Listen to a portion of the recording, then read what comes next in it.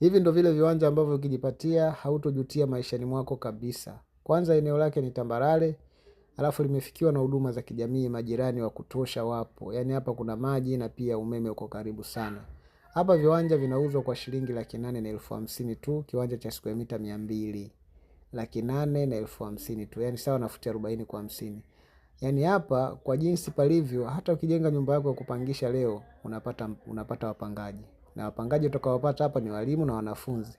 Kwa sababu eneo hili liko takriban mita 100 kutokea sekondari. Naweza nikakuonyesha, unaona sekondari hiyo?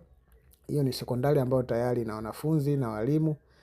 Kwa hiyo ni sehemu, kwa hiyo ambayo unahitaji future. Wewe unahitaji kujipatia kiwanja kizuri kabisa ambacho hakina changamoto, cha bei nafuu. Njoo jipatie hapa kiwanja.